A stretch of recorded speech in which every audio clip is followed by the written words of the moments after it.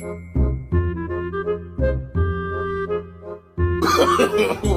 no, no, no. Oh, no!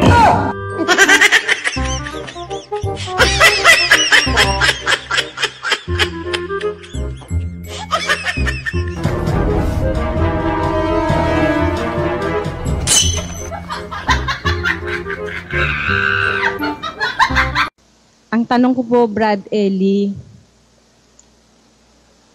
dati po kasi nadoktrinahan ako sa INC. Natapos ko po yun, pero hindi po ako nakapabautismo kasi po parang si Kristo ay normal lang na tao. Tapos po nung nag-Hong Kong po ako, nabaptize po ako JIL Hong Kong. Tapos nung bumalik po ako pansamantala ulit sa Pilipinas, nabaptize po ako sa Baptist dahil Baptist po ang aking family. Tapos nung bumalik po ulit ako ng Italia, umaattend po ako sa Adventist. Pero nung nagbakasyon po ako sa Pilipinas, natagpuan ko po muli yung dati kong kaklase. Hindi ko po alam na dating daan pala siya. Nagkataon po na nakasakayan ko si Sister Janet Taong, na-invite po niya ako sa kanilang lokal. Umattend po ako, continue po akong uma-attend. Kaya salamat po sa mag-asawang Janet Taong at Ephraim Gibara. Ngayon po, ang tanong ko po, bali 4 na religion na po ang napasok ko, nabaptize ako sa 2. Naandito po ngayon ako, dinodoktrinahan sa dating daan. Lagi po kasing binibili ng aming pastor na ang pupuntahan, saan daw po kami pupuntang religion, lagi daw po naming itatanong kung saved by faith o saved by work ang aming inaatinan. Kasi nababanggit po sa Ephesians 2:8-9, na naligtas lang tayo dahil sa biyaya ng Panginoon, hindi dahil sa ating mga gawa. Pero lagi ko pong naririnig, habang dumadalo ako sa lokal, sa doktrina na rin narinig ko about sa kaligtasan, ay about sa say by work. Yun po ang gusto kong itanong, Brad Eli. Dito po ba sa dating daan? Paano po yung sinasabi sa Ephesians 2:8-9? Sige po, basahin po natin, kapatid na Luz, Efeso 2:8. Lagyan natin sa screen. Sapagkat sa biyaya, kayo'y nangaligtas sa pamamagitan ng pananampalataya. At ito'y hindi sa inyong sarili, ito'y kaloob ng Diyos. Hindi sa pamamagitan ng mga gawa upang ang sinuman ay huwag magmapuri. Alam mo, kapatid na Melina, yung talata na yan, hindi naintindihan ng mga pastor na napakinggan mo. Huwag kang magagalit, ano? Yung salitang naligtas dyan, dapat alam mo, saan naligtas? Na ang nagligtas sa'yo doon, hindi yung gawa mo. Kaloob ng Diyos yun. Di natin magagawang maligtas tayo doon. Alin yung kinaligtasan mo? Na hindi dahil sa gawa mo, naligtas ka ron. Tataas mo lang naman 2:8 ang sinabi mo, 2:8 at 9, ano? Tataas ko lang sa 2:1 and 5 para maintindihan mo, kapatid. At kayo'y binuhay niya nang kayo'y mga patay dahil sa inyong mga pagsalangsang at mga kasalanan. Sabi ng Biblia, binuhay niya kayo, sabi ng salita ng Diyos sa mga Kristiyano nung una. Kailan? Nang kayo'y mga patay dahil sa inyong mga pagsalangsang at sa mga kasalanan. Nung tayo'y nabubuhay sa kasalanan, parang tayo'y patay nun Patay tayo nun, kapatid. 5:6 ng Timoteo. Datapwat ang nangagpapakabuyo sa mga kalayawan, bagamat buhay ay patay. Ayan, yung mga nakabuyo sa kasalanan, kalayawan, mga patay ang tinatawag yan o kinukonsider yan ng mga patay. Kaya nang sabi ni Pablo, kayo'y binuhay niya nang kayo'y mga patay dahil sa inyong mga pagsalangsang at mga kasalanan. Tapos sa versikulo 5, bagaman tayo'y mga patay, pakinggan mo ito kapatid, hindi ito tinuro sa iyo ng pastor mo. Bagaman tayo'y mga patay, dahil sa ating mga kasalanan, tayo'y binuhay niya kalakip ni Kristo. Sa pamamagitan ng biyaya, kayo'y nangaligtas. Ayon. Ano yung kaligtasang tinutukoy na sa pamamagitan ng biyaya, hindi sa pamamagitan ng gawa, naligtas ka doon. Saan? Sa kasalanan. Yun ang first step of salvation. Mailigtas ka sa kasalanan. Tandaan mo kapatid, ang first step o isang pangunahing paraan ng pagkaligtas, maligtas ka sa kasalanan. Bagaman tayo mga patay dahil sa ating mga kasalanan, tayo binuhay kalakip ni Kristo sa pamamagitan ng biyaya, kayo'y nangaligtas. Naligtas saan? Sa kasalanan. Hindi nga gawa eh. Bakit gawa? Nasa kasalanan ka nga, paano ka makakagawa ng mabuti? Nasa kasalanan ka. Sa biyaya ng Diyos, iniligtas ka doon sa kasalanan. Yun ang unang step. Pakinggan mo sa 1 ng Mateo, versikulo 21. At siya'y manganganak ng isang lalaki, at ang pangalang itatawag mo sa kanya ay Jesus, sapagkat ililigtas niya ang kanyang bayan sa kanilang mga kasalanan. Tamo, yun ang unang gagawin ni Kristo pagka nangaral na siya. Ipinaglilihi pa lang siya, sinabi na, siya'y manganganak ng isang lalaki, pangalang itatawag mo sa kanya ay Jesus, sapagkat ililigtas niya ang kanyang bayan sa kanilang mga kasalanan. Yun ang unang step ng pagliligtas. Iligtas ka muna sa kasalanan. Pag naligtas ka na kayo sa kasalanan, ano ang makasunod? 6:22 ng Roma. Pakinggan mo Datapwat ngayong mga laya na kayo sa kasalanan at naging mga alipin ng Diyos, kayo ay mayroong inyong bunga sa ikababanal at ang wakas ay... Ngayong ligtas na kayo, laya na kayo sa kasalanan, naging alipin na kayo ng Diyos, meron kayong inyong bunga sa ikababanal. Pagkatapos mong maligtas sa kasalanan, dapat magbunga ka na. Ano ibubunga mo? Yung kabanalan, yung mabubuting gawa. No? Yun ang kasunod noon. Pagkatapos mong mailigtas sa kasalanan, patay ka, binuhay ka. Dahil sa kasalanan mo, patay ka, binuhay ka. Pagkatapos mong maligtas, maialis ka sa kasalanan, meron ka na ngayong, pwede ka na ngayong magbunga. Kaya ang sabi ni Kristo, yung sanga na hiwalay sa akin, hindi magbubunga sa kanyang sarili. Pero yung nakakabit na sanga sa kanya, siya ang puno ng ubas, magbubunga yon. At pagka nagbubunga, linilinis ng aking Ama upang lalo pang magbunga. Basahin natin, no? Tas 15:2 ng Juan. Ang bawat sanga na sa akin ay hindi nagbubunga ay inaalis niya. At ang bawat sanga na nagbubunga ay nililinis niya upang lalong magbunga. Ayun. Pagka ikaw ay nagbubunga, nililinis ka pa ng Ama para lalo ka pang magbunga. Ano ngayon yung bunga? 5. Doon din sa talata na yun. 5. Ako ang puno ng ubas, kayo ang mga sanga. Ang nananatili sa akin at ako'y sa kanya ay siyang nagbubunga ng marami. Sapagkat... Yung bunga, alin yung bungang marami? Ako ang puno ng ubas, kayo mga sanga. Ang nananatili sa akin, lilinisin ng Ama para lalong magbunga. At ako'y sa kanya, nananatili sa akin at ako'y sa kanya, siyang nagbubunga ng marami. Alin bunga? Sapagkat kung kayo hiwalay sa akin, wala kayong, pakinggan mo kapatid, kung hiwalay kayo sa akin, wala kayong magagawa. Kung nakaugnay ka kay Kristo, di makakagawa ka. Yun ang ibubunga mo, yung gawain.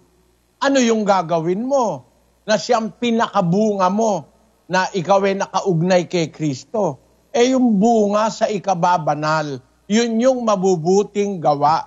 Basahin mo ang 2:10. Hindi kasi tinutuloy ng pastor na umakay sa'yo 2:9 lang ang singagawa sa'yo 2:8 hanggang 9. Hindi tinutuloy sa 10. Tutuloy mo lang, maintindihan mo Pakinggan mo ha, kapatid.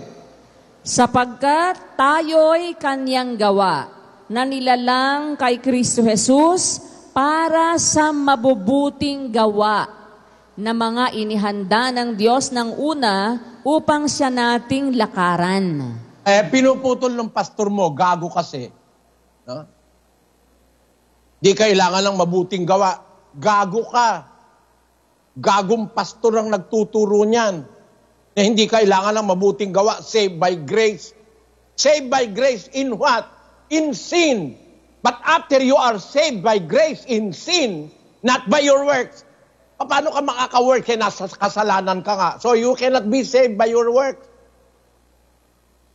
But God must save you from your sins, which is the first step of salvation. After you have been saved by grace from your sin, then you are expected to bear fruits. And what are those fruits? Those are the good works. Kaya kung itutuloy mo sa 2:10, for we are His workmanship, created in Christ Jesus unto good works, which God hath before ordained that we should walk in them. Amen? Kaya kailangan ng mabuting gawa, kapatid. Gago lang yung mga pastor na yan, ang mga tarantado na yan, na inililigaw ang pagkarami-raming tao. Hindi raw kailangan ng mabuting gawa. Ano ngayon ang paniwala nila? Noong nakausap ko yung Baptist, hindi na kailangan mabuting gawa. Di anong gagawin mo, kako? Pwede kang gumawa ng masama? Ay, oo raw. Ayaw mo pala ng mabuti, gagawin mo masama. Pwede kang mangalo niya, oo raw. Basta ikaw tinanggap mo si Kristo. Kahit mangalo niya ka pa raw, pwede, maliligtas ka pa rin. Because you are saved by grace. Ibig sabihin, kahit magnakaw ka, oo raw, sabi ng pastor dun sa Angeles. Galit na galit ang loob ko kasi ang mga nakikinig na tao ay maliligaw kahit ano gawin mo ligtas ka na. Once saved, always saved. Ang tawag nila, OSAS. Once saved, always saved. Hindi ka na kailangan gumawa ng mabuti. Sabi ko doon sa isang miyembro, pagkatapos ng diskusyon, nilapitan ako. Kapatid, isang bagay lang tuturo ko sa iyo Tanungin mo yung pastor mo. Pastor, hindi na po kailangan ng mabuting gawa. By grace lang tayo maligtas. Ang sagot niya, oo. Kasi yun ang turo niya Tanong ko sa'yo, tanungin mo, Pastor, yun po bang ikapo mabuting gawa? Pag sumagot siya ng oo, sabi mo sa kanya, mula ngayon hindi na po ako magbibigay ng ikapo. Kasi hindi naman kailangan ng mabuting gawa mabibisto mukha ko yung pastor mo. Kung papayag na hindi ka na magbibigay ng ikapo. Mabuting gawa pala yung ikapo. Hindi mo na kailangan mabuting gawa. Hindi ka naman maliligtas ng mabuting gawa. Wag ka na magbigay ng ikapo. Maginhawa pa sa'yo. May pambili ka pa ng penoy. Di ba? Kaysa ibigay mo sa pastor. Ipanggagarnatsa lang ng walang yang pastor. Ngayon, mahahalata mo ka ako yan. Tinanong niya pagkaraan ng isang buwan, nakita kami uli. Radeli, manluloko talaga yung pastor ko. Bakit? Hindi raw pwedeng hindi magbibigay ng ikapo kasi ninanakawan mo raw ang Diyos. Bawal ang magnanakaw. Bawal pala magnanakaw. Dapat mong gawin? Huwag ka magnanakaw. Gagawa ka ng mabuti, hindi ka magnanakaw. Yun lang naman ang logic nun na tayo ginawa ng Diyos para gumawa ng mabuti. Tayo'y kanyang gawa. Nilalang kay Kristo Jesus para sa mabubuting mga gawa na mga inihanda ng Diyos ng una. Tapos sasabihin mo ngayon hindi na kailangan mabuting gawa, maliligtas ka. Mali. Kailangan mong gumawa, kapatid, para maligtas ka. Basahin natin ang yan din. Di ba? Basahin natin ang salita ng Diyos sa 2 ng Pilipos. Basahin natin ang 12. Kaya nga, mga minamahal ko, kung paano ang inyong laging pagsunod, na hindi lamang sa harapan ko, kundi bagkus pa ngayong ako'y wala, ay lubusin ninyo ang gawain ng inyong sariling pagkaligtas na may takot at panginginig. Meron kang gagawin para maligtas, sabi ni Pablo, lubusin ninyo ang gawain ng inyong sariling pagkaligtas. Para maligtas ka, magtatrabaho ka, kapatid. Walang maliligtas na hindi nagtatrabaho. Para maligtas ka, lubusin ninyo ang gawain ng inyong sariling pagkaligtas na may takot at panginginig. Para maligtas ka, gagawa ka. At yung biyaya ng Diyos, nag-uutos yun na gumawa. Hindi lang nila kilala yung biyaya. Biyaya lang biyaya. Grace, grace. Ano yung grace? Alam mo ba yung grace, pastor? Alam mo yung grace? Eto, yung grace, nag-uutos yun tayo gumawa. 2:11. Basahin natin sa Ingles. For the grace of God that bringeth salvation hath appeared to all men, teaching us that denying ungodliness and worldly lust, we should live soberly, righteously, and godly in this present world. Tagalogin mo, Sis Luz. Sapagkat napakita ang biyaya ng Diyos na may dalang kaligtasan sa lahat ng mga tao. Kaligtasan yung dala-dala ng biyaya na nagtuturo sa atin upang pagtanggi natin sa kalikuan at sa mga kahalayan ng sanlibutan. Marapat mabuhay tayong may pagpipigil, matuwid, banal. O di may gagawin ka, magbabanal ka, magpapakatwid ka, ang liko, magpakaliko pa, ang banal, magpakabanal pa. May gagawin ka. Marapat tayong mabuhay na may mabuhay na may pagpipigil, matwid, banal sa panahong kasalukuyan ng sanlibutan ito. May gagawin ka ayon sa biyaya. Yung mga gagong pastor, walang kasing gago, mga walang hiya, nililigawan tao, di na kailangan mabuting gawa. Saved by grace. Katangahan, ang dakot na mga gagong pastor ito. Ano pa sasabihin ko sa inyo, kung pwede ko lang kayong murahin, mga ina nyo, gagong mga pastor ito. At turo mo sa tao, hindi na kailangan gumawa ng mabuti. Ligtas na, by grace. Yung grace nga ang nagsasabi. The grace of God was manifest, bringeth salvation unto all men, teaching us that denying ungodliness and worldly lust, we should live soberly, righteously. Yung makatwirang buhay, gagawin mo yung katwiran. Susunod ka sa utos. And godly in this present world. You have to do something in order for you to be saved. And those things are those good works that God had before ordained that we should walk in them.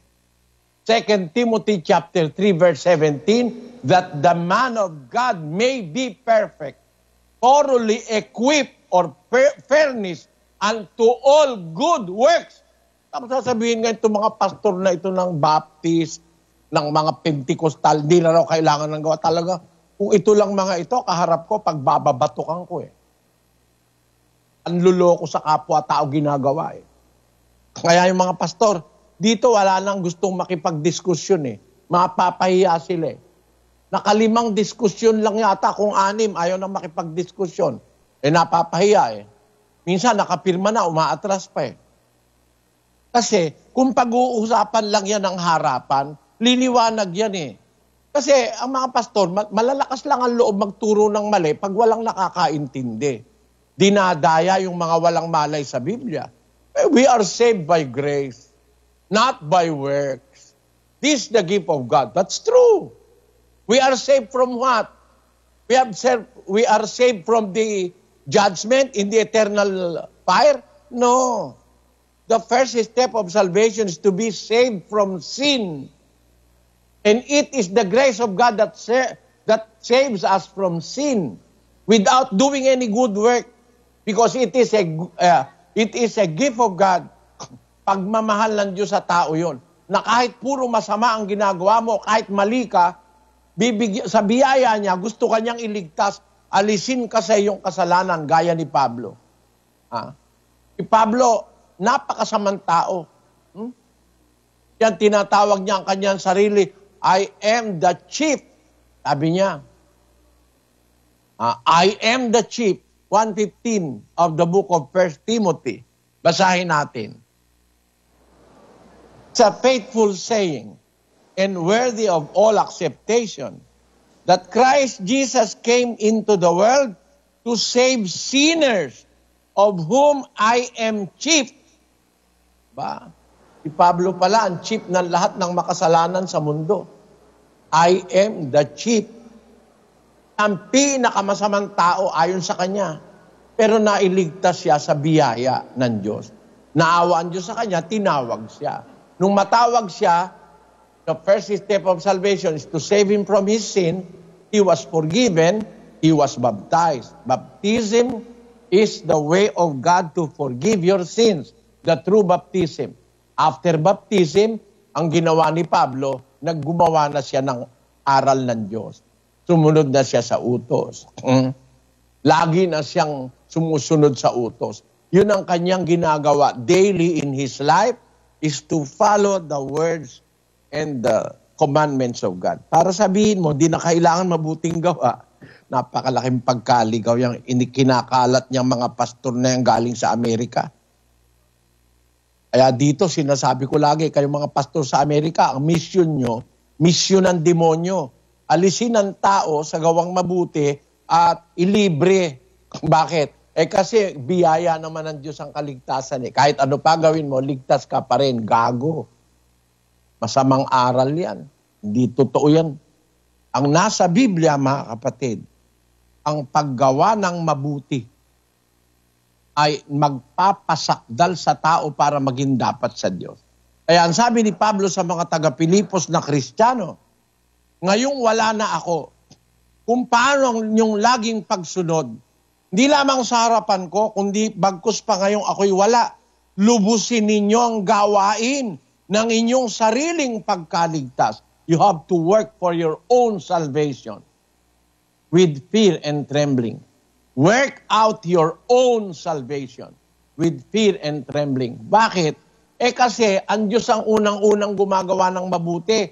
Tayo naman, we are co-workers of God. Tayo'y mga kamanggagawa ng Diyos. May gagawin ka. 3:9 ng unang Korinto. Sa English, ang sabi, we are laborers together with God. We are laborers together with God. We must labor.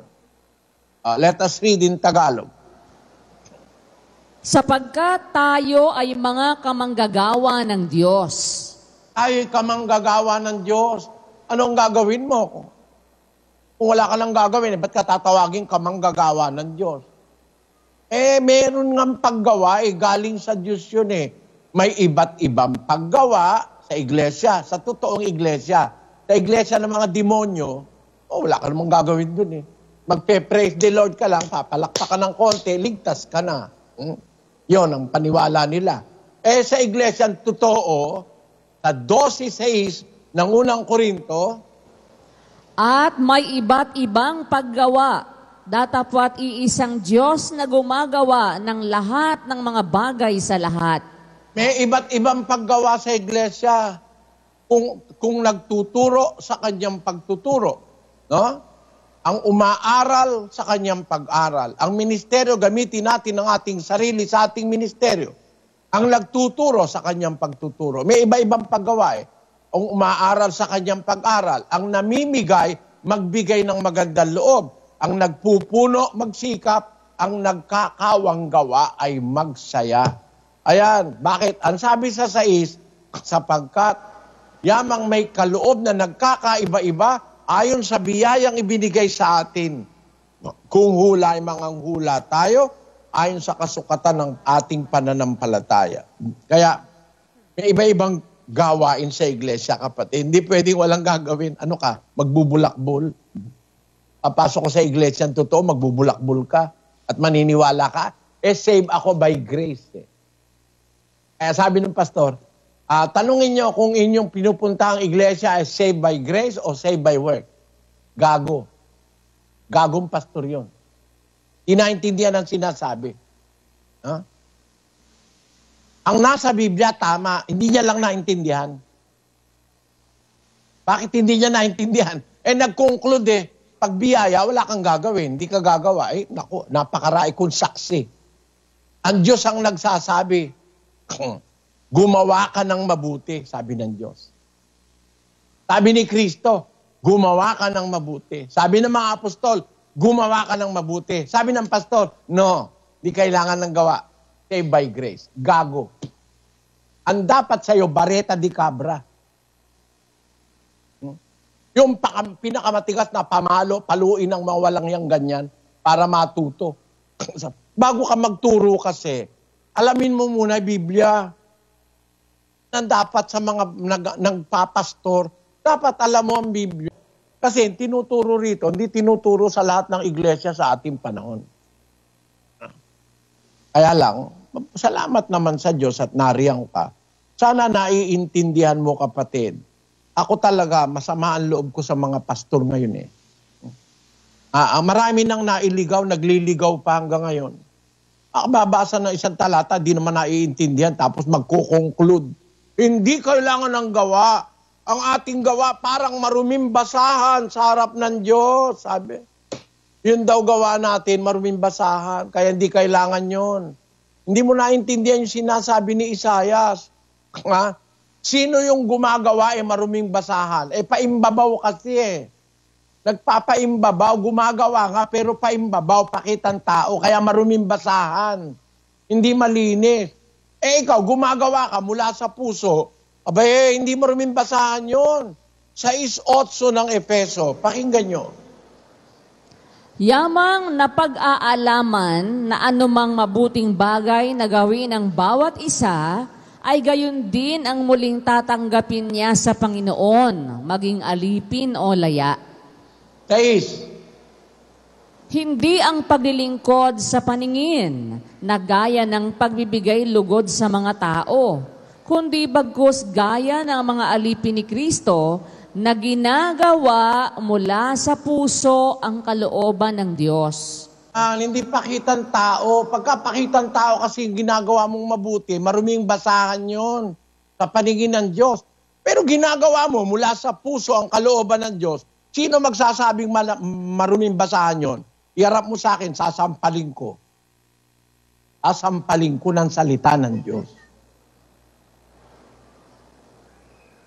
Napakawawalang yung mga tao ito.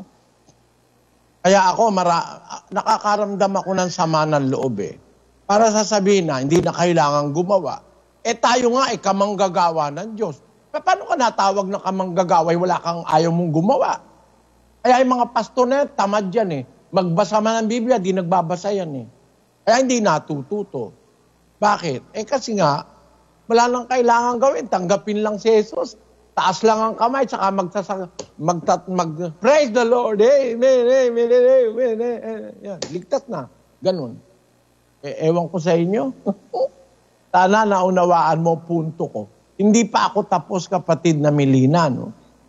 Itong aking patikim lang ito sa'yo. Hindi ko pa nga nilalagyan ng sili Maalaman mo pag nagpatuloy ka ng pakikinig, maalaman mo. Naunawaan mo punto ko, kapatid na Melina. Maraming salamat po, Brad Eli, na naliwanagan po ako. Kaya sana sa pagpapatuloy ko po, marami pa akong marinig. Ngayon naman pong nagpapatuloy ako, binabato naman po ako na bakit daw po lahat nasa screen ang pinapanood, hindi daw po tulad sa mga baptist na individual ang pagtuturo. Bakit daw nasa screen? Alam mo kasi sa amin, kapatid, ganito. Kulang kami sa manggagawa. Nasa Biblia yon. Nasa Biblia yon. Kaya yung kakulangan ng manggagawa, we are augmenting it by the technology we have now. Nung mga apostol nung araw, maganda nga ngayon napapanood mo mga apostol nagsusulat lang eh. Hindi sila makarating, wala silang masyadong pamasahe, matagal ang biyahe, nagpapadala lang sila ng sulat. Kasi marami silang ginagawa. Ako, kung lahat kayo lilibutin ko, no? Matatagalan bago malibot kayong lahat. Pero ngayon, buong mundo nakakausap ako. Mas maganda kaysa sa panahon ng mga apostol, sulat lang. No? Ngayon hindi, may audio pa, may video pa. Kita mo pa kung gaano ko kapangit. Diba kapatid? Nakikita mo, ay pangit pala si Brother Eli. Pwede nakita mo ako. Pero kahit pangit ako, yung sinasabi ko, napakaganda salita ng Diyos yun. No? Kaya dito sa amin, alam mo kapatid, ganito. Kapatid na Melina, bago ka pa kasi, hindi mo pa masyadong maintindihan. Noong unang panahon ng mga apostol, hindi makakarating sa lahat ng lugar. Ang nangyari, yung 7 churches in Asia, yung 7 iglesia sa Asia, hindi nararating ng mga apostol. Asia yun nasa Jerusalem sila eh.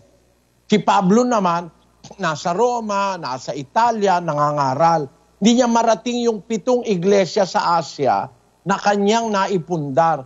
Alam mo nangyari ron, kapatid? Merong iniligaw ni Jezebel, no? Yung iglesia sa Asia. Merong nadaya nung aral ng mga Nicolaita. Kasi hindi sila nakakausap ni Pablo. Meron akong ganong kaalaman sa Biblia na pagka wala pala yung nangangaral, pwedeng yung nakadistino ron o kaya kahit hindi mo idinistino, naglalakas loob na magturo kagaya ni Jezebel. Niligaw yung mga kapatid doon. Basahin nga natin para hindi ako nagkukwento. Sa 2:19. Nalalaman ko ang iyong mga gawa at ang iyong pag-ibig at pananampalataya. Umpisa mo. Sa anghel. At sa anghel ng iglesia Tira, sulat mo kay na sinabi ng anak ng Diyos na may mga matang gaya ng ningas ng apoy at ang kanyang mga paa ay gaya ng tansong binuli. Nalalaman ko ang iyong mga gawa at ang iyong pag-ibig at pananampalataya at ministeryo at pagtitiis at ang iyong mga huling gawa ay higit kaysa mga una. Datapwat mayroon akong laban sa iyo na pinahintulutan mo ang babaeng si Jezebel na nagpapanggap na propetisa at siya'y nagtuturo at humihikayat sa aking mga lingkod upang makiapid at kumain ng mga bagay na inihahain sa mga Diyos-Diyosan. Ako mo hindi nararating mga apostol, nakaimbo na si Jezebel. Tumayo ba naman sa mga kapatid doon at pinakakain yung mga kapatid ng bagay na inihahain sa Diyos-Diyusan? Yan ay nangyari sa iglesia sa Tiatira. Yun namang iglesyang bago yang sa Tiatira, ilagay mo sa 12 kapatid na Luz. At sa anghel ng iglesia sa Pergamo ay sulat mo. Ang mga bagay na ito ay sinasabi ng may matalas na tabak na may 2 talim. Sa 20, sa 2, 2:13, no? 2:12, sa iglesia sa Pergamo. Basahin mo sa 14 ngayon. Datapwat mayroon akong ilang bagay na laban sa iyo, sapagkat mayroon ka diyang ilan na nanghahawak sa aral ni Balaam, na siyang nagturo kay Balak na maglagay ng katitisuran sa harapan ng mga anak ni Israel upang magsikain ng mga bagay na inihahain sa mga Diyos-Diyosan at makiapid. In the absence of the apostles, naloloko yung mga kapatid, naloloko sila. Kasi hindi nararating mga apostol, nakapandaya si Jezebel, babaeng propetisa ng demonyo. Ganon din yung mga taga rito sa Pergamo. May mga nadaya sa kanila ng aral ni Balaam, no? Sumunod sila kay Balaam, ang nagtuturo ng aral ni Balak. Ibig sabihin, yung mga kapatid na hindi nakakarinig doon sa talagang mangangaral na kinakasangkapan ng Diyos, mayroong possibility mailigaw. Alam mo, ibig kong sabihin, kapatid na Melina, pagka meron din pagkakataon lang, marating ko mga kapatid, hindi ako pumapayag na kung sino-sino nagtuturo. Naranasan ko na nung araw kung hindi ako nakakarating sa Mindanao, may lumitaw doon gago, ministro gago. Kung hindi ako nakakarating doon sa Bicol, malayo kasi, ako'y nagpupulong, nasa radyo, nasa telebisyon, hindi ko naman pwedeng dalhin yung istasyon ng telebisyon sa biyahe. Nakapirmi ako sa Quezon City dahil doon ako nagbo-broadcast. Kung hindi ko nararating yung taga Bicol, meron doon isang ministro ng agaw ng asawa ng may asawa. Tiniwalag ko. Nung tiwalag ko, pumunta sa iglesia ni Manalo. No? Tapos nanira sa akin para ako idemanda ng idemanda. Ang panganib, kapatid, pag hindi mo naririnig yung talagang nagtuturo ng aral, merong masasamang tao, gaya ni Jezebel, gaya nung mga nasa Pergamo, na ililigaw sila. Ngayon, bakit ko ginagawa ito? Na ang kapatid nakalagay na lang sa telebisyon na lang nanonood. Sigurado naman ako na hindi sila maililigaw ng kahit na sino dahil ako ang kanilang naririnig linggo-linggo. Naintindihan mo yung wisdom doon, kapatid na Melina? Salamat po sa Diyos. Salamat po, Brad Eli, na linawanagan ko po sa mga sagot po ninyo. Salamat po. Salamat sa Diyos. Samahan ka nawa ng Panginoon, kapatid. Hindi naman ang ibig kong sabihin, wala na akong pinapaniwalaang manggagawa o ministro. Kaya lang, hanggang buhay pa ako, gusto ko masanay ang mga kapatid nun talagang tapat na aral ni Kristo. Para hindi makapanaig ang sino mang gaya ni Jezebel at gaya nung nagtuturo ng aral ni Balaam. No? At marami pang iba doon naganap sa iglesia nung una. Naihiwala yung mga taga-Asya dahil doon di sila nararating ni San Pablo. Basahin natin ang 2 Timoteo 1:15. Ito'y nalalaman mo na nagsihiwalay sa akin ang lahat ng nanga sa Asya, na sa mga yaon ay si Pihelio at si Hermogenes. O, tinan mo yan, kapatid na Melina, sabi ng salita ni San Pablo, nalalaman mo, humiwalay sa akin ang lahat ng mga taga-Asya. Sa mga yaon ay si Pihelio at si Hermogenes. Ano ba ginagawa nitong mga taong ito? Kung sila Hermogenes na ito at kasama yung Pihelio. Inihiwalay nila ang mga kapatid kay Pablo. Ano ginagawa nila? Itong sila Hermogenes. Basa, pakinggan ninyo sa isang talata ng Timoteo pa rin. Takwin lang.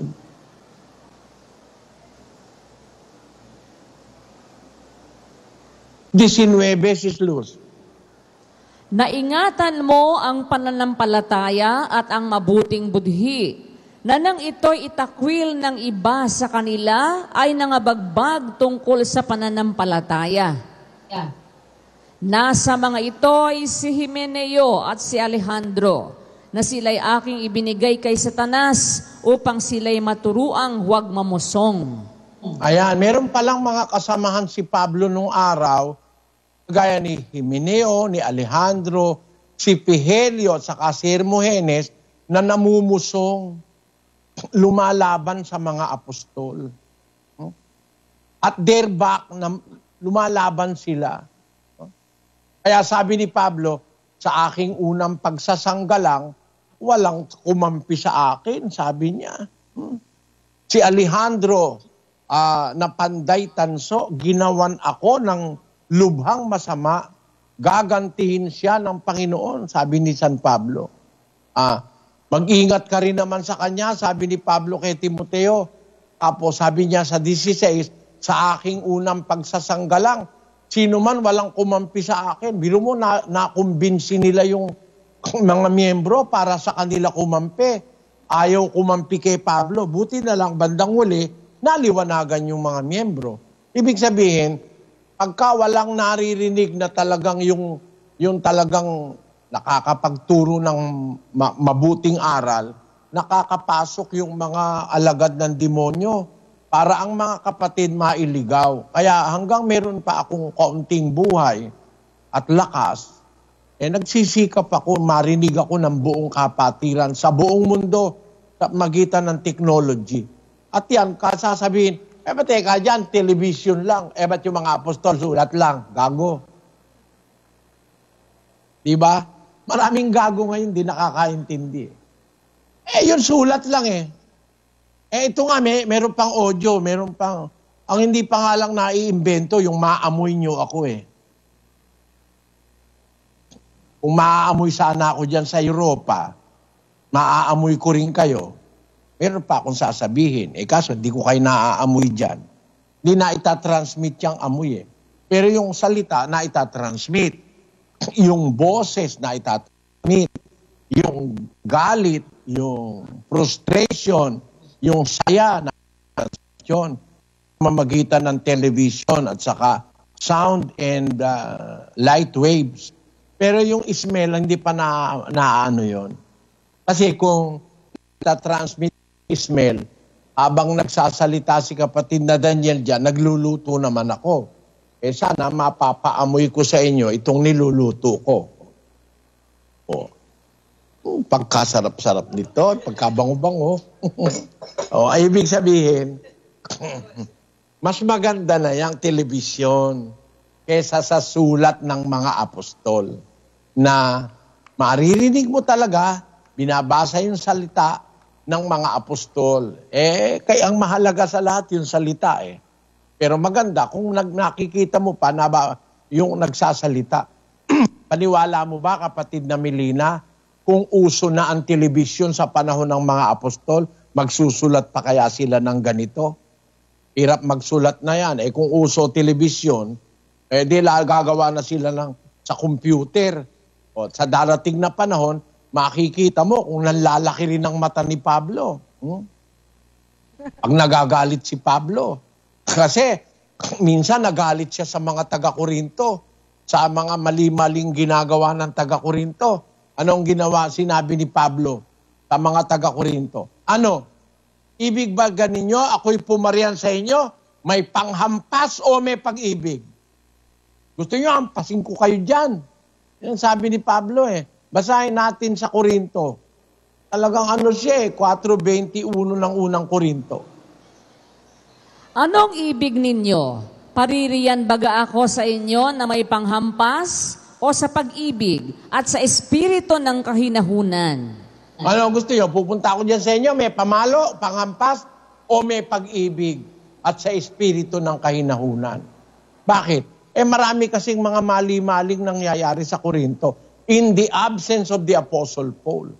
Kaya itong technology na ito, ako'y hanga rito talaga Kalooban ng Diyos ito na makita ako ng mga kapatid, marinig akong buo para yung aral ng Diyos maitawid sa kanila. Kung may nagtatangka dyan na ihiwalay ang sino mang kapatid sa iglesia, mahirap kang makalusot ngayon. Yon. Hindi po pwede makalusot ngayon si Jezebel at saka yung aral ni Balaam. No? Yan ang ibig kong sabihin, kapatid. Kaya mas maganda na humarap na lang kayo sa telebisyon kaysa meron nga kayo dyan personal na ministro, ihiwalay naman kayo. 4:16 ng Galacia. Pakinggan nyo. Kaya nga, may nangagmamalas 16. Kaya nga, ako bagay naging kaaway ninyo sa pagsasabi ko sa inyo ng katotohanan? May nangagmamalasakit sa inyo sa hindi mabuting akala, subalit ang ibig nila ay ihiwalay kayo upang ipagmalasakit ninyo sila. Sabi ni Pablo sa mga taga-Galacia, meron dyan sa inyo sa Galacia, nagmamalasakit, hindi mabuting akala.